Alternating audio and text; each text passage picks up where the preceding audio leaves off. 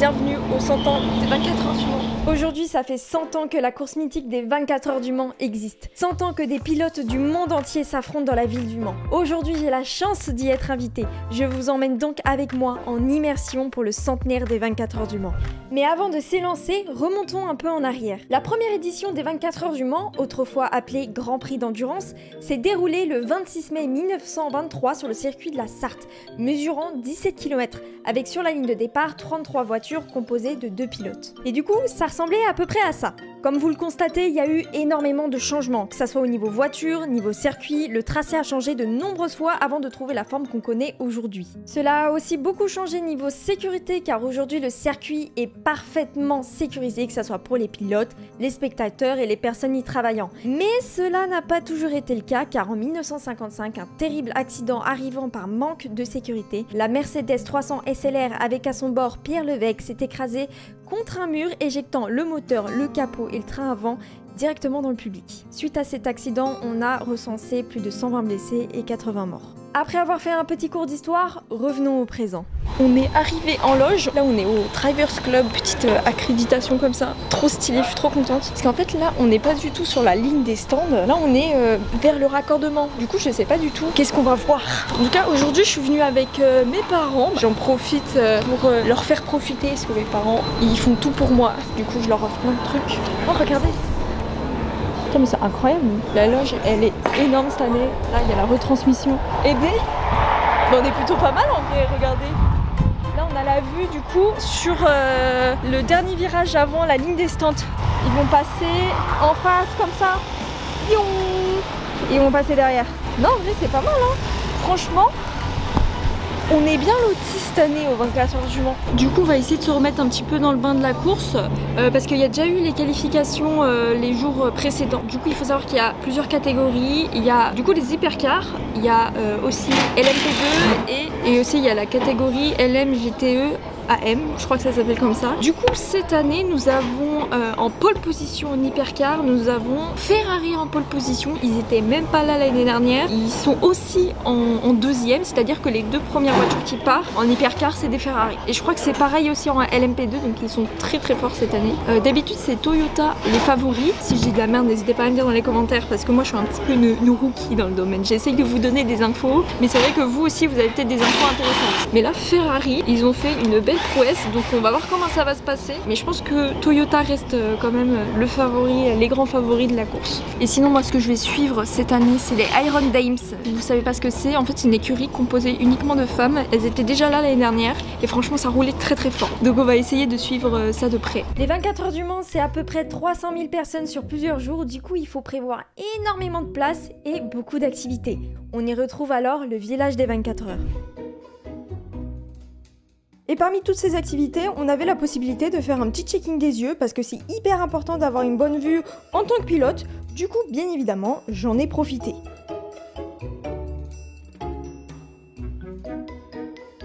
Bon, le test est fini, j'ai l'impression que de loin, c'est moins bon que de près.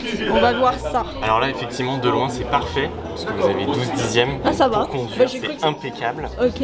Et de près également. Ah, j'ai cru que de loin, c'était pire que... Bon, en vrai, ça va. Vue parfaite.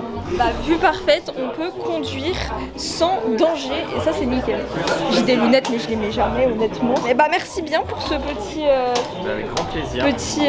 Petit check-in. Voilà, pas besoin de lunettes. Enfin, je devrais quand même sur des écrans, les gars, protégez-vous sur les écrans parce que ça peut vite arriver. Parce que les écrans, ça nique bien les yeux. Petit tour dans les paddocks, regardez, c'est immense. Il y a des gros camions de partout et en fait, à chaque fois, ici, là-bas, il y a le box. En amont, il y a des petits camions pour stocker tout ce qui est matériel, pièces de voiture, tout ce qui est pour réparer les voitures, enfin bref, tout le matériel qu'ils ont besoin. Voilà, regardez, on a Alpine juste ici. Oh, incroyable. Regardez à l'intérieur, je sais pas si on voit, mais il y a des gens qui travaillent. Là, il y a des Ferrari qui tournent, on les entend. Quand on voit ça pour la première fois, c'est quand même assez impressionnant. Mais bon, ça fait plaisir. Là, on voit à travers le camion. Incroyable. Alors je sais pas c'est quoi, mais une pièce de voiture, ça a l'air d'être un moteur si je ne me trompe pas. Très stylé. Je viens de passer chez Michel Vagnon parce que mon père il est trop fan, je connaissais pas du tout. Il m'a offert une petite casquette parce qu'on a discuté un peu et en fait j'ai découvert un univers grave stylé. En gros, Michel Vaillant, je sais pas si vous connaissez, mais c'est une BD qui parle des 24 heures du Mans et je trouve ça trop intéressant. En tout cas, j'ai vu quelques planches, elles sont vraiment trop belles. C'est une BD qui date quand même un petit peu, je pense que c'est pour ça que je connaissais pas. En vrai, n'hésitez pas à aller voir, parce que s'il y a des gens qui sont fans de lecture et d'automobile, ça peut être quelque chose qui peut grave vous intéresser. Par contre, j'ai perdu mes parents. Je vais aller à l'accueil, j'ai perdu mes parents, c'est super. Après m'être bien baladée, j'ai checké mes messages Instagram et j'ai trouvé un message dans mes demandes de la part d'une écurie. Et là... Bon, du coup, petit happening, je viens de recevoir un message de la team TF Sports. Ils m'ont dit « Hello Catsup, si tu souhaites nous venir, nous faire un petit coucou dans les stands Aston Martin, n'hésite pas à nous le dire, nous serons ravis de t'accueillir pour te montrer les coulisses. » Du coup, on y va de suite avant manger, on perd pas de temps. Je vous emmène avec moi visiter les stands Aston Martin. À ce moment-là, j'étais vraiment trop heureuse car je n'avais jamais eu l'occasion de venir dans un box en pleine course et par la même occasion rencontrer des pilotes. Du coup, on est avec Maxime dans les stands Aston Martin, c'est bien ça. Du coup, on va visiter, c'est parti. Là, c'est vraiment les coulisses. Là, c'est tout l'arrière. Ah ouais. Mon grand frère, qui est aussi notre coéquipier pour Enchanté. Pour la course. Trop cool. Et là, c'est tout l'endroit où il y a les pièces de secours, tu vois les portes adaptées à chaque voiture. C'est beaucoup de carrosserie. Voilà, de la carrosserie, les étriers de frein s'il y a des problèmes qui changent rapidement. Tu vois aussi tous les endroits où il y a les radios derrière que les mécanos prennent avant. Donc vous avez beaucoup de pièces de secours. Ouais. Ah bah tu m'étonnes. Ils ont ramené un châssis, donc là ils n'avaient pas sur place. Par contre toutes les pièces pour reconstruire la voiture, ils avaient tout ici. C'est vrai que là pour une course de 24 heures, faut tout prévoir quoi. Et tu vois des trucs comme le capot avant, c'est des choses qui changent en moins de 30 secondes. Ah ouais. Ils enlèvent la pièce totalement, ils la remettent. Tu vois sur les monoplaces, c'est des trucs qui sont plus longs parce qu'ils sont pas censés faire des réparations comme ça. Ou s'il y a la moindre touchette, le moindre problème, c'est ça. Il faut que tout soit mis en position rapide en fait, tu vois.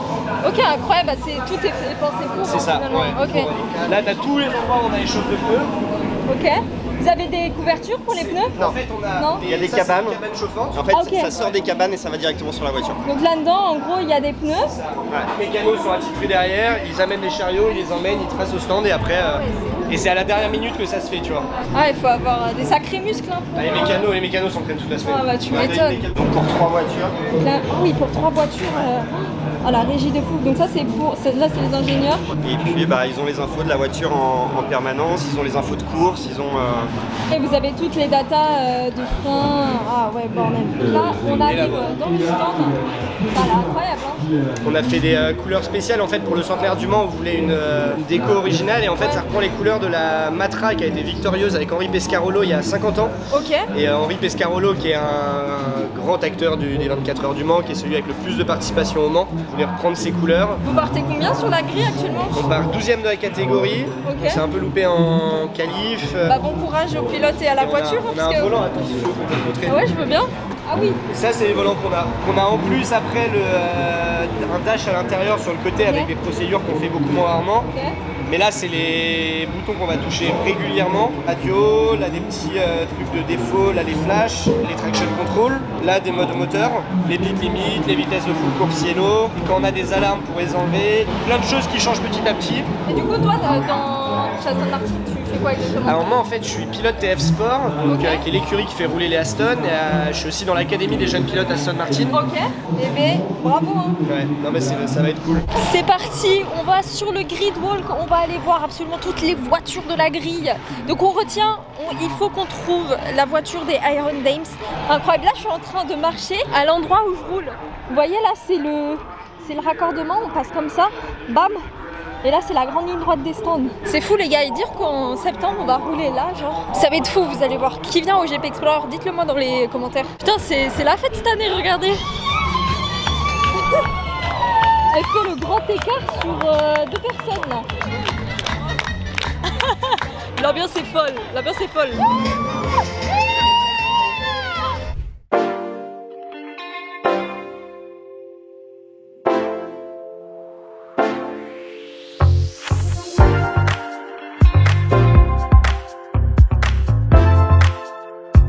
Là on a la voiture de Maxime qu'on a vue tout à l'heure, donc on lui porte chance.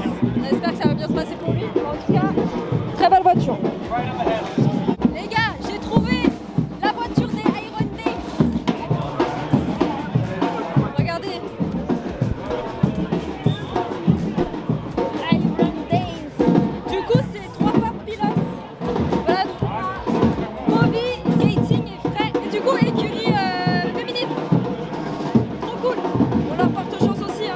cas, nous avons Charles Leclerc sur le cercle, je sais pas si vous voyez sur l'écran géant, mais il y a Charles Leclerc qui est là. J'ai très envie de le voir, mais on va pas les déranger. Mais trop cool.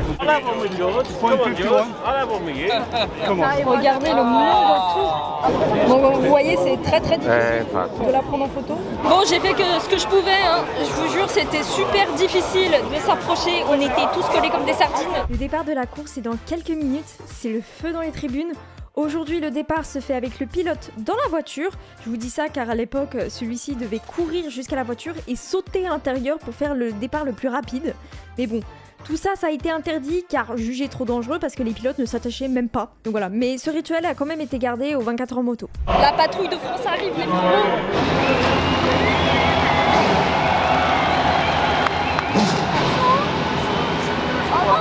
Oh le fail, ils sont passés au-dessus de nous. Oh le fail, ils sont passés au-dessus de nous, du coup on n'a rien vu.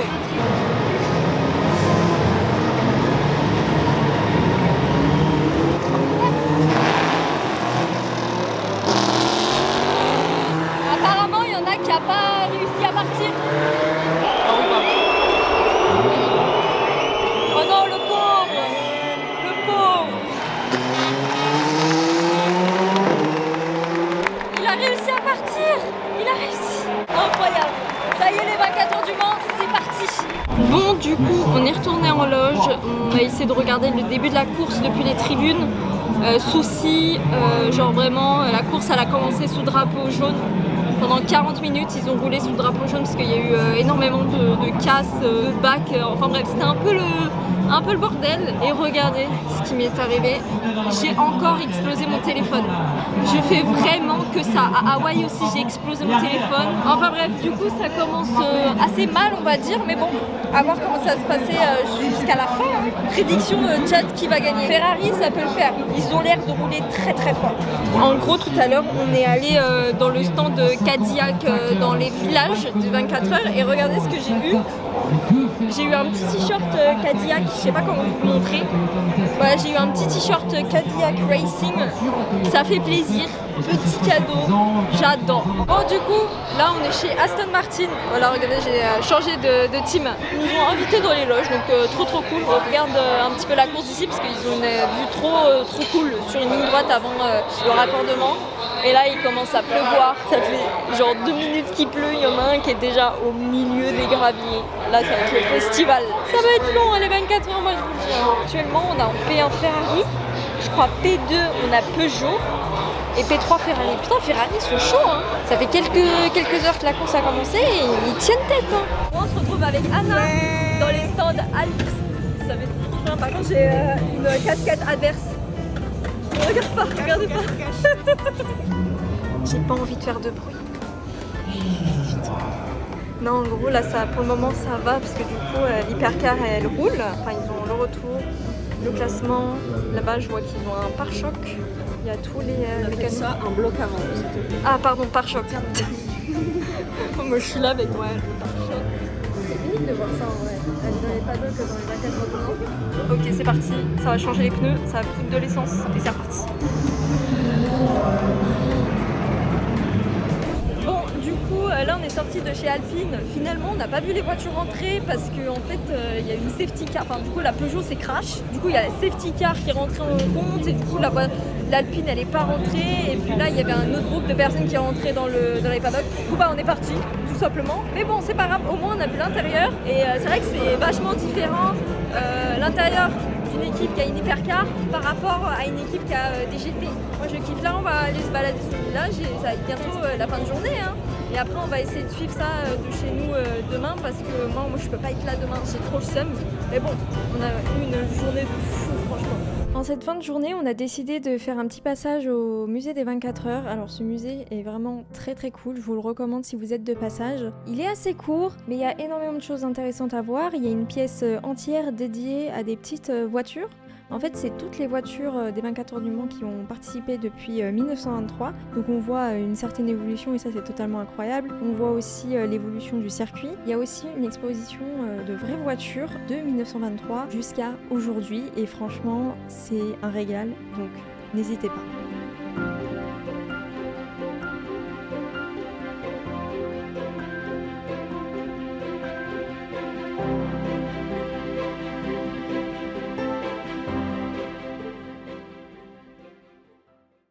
En vrai, en voyant tout ça, je me dis, et pourquoi pas moi? Pourquoi ne pas devenir à mon tour une concurrente en endurance? Tout comme Enzo Ferrari, Steve McQueen, Henri Pescaro, Ferry Porsche, Lewis Hamilton ou Dorian Pin, j'ai envie de marquer l'histoire de l'automobile et de devenir à mon tour une personne inspirante. Alors j'ai pris les choses en main et je vous donne rendez-vous dans quelques semaines. Bon, en vrai, je troll un peu, mais le texte faisait plus stylé, rédigé comme ça. Mais rendez-vous quand même dans quelques semaines.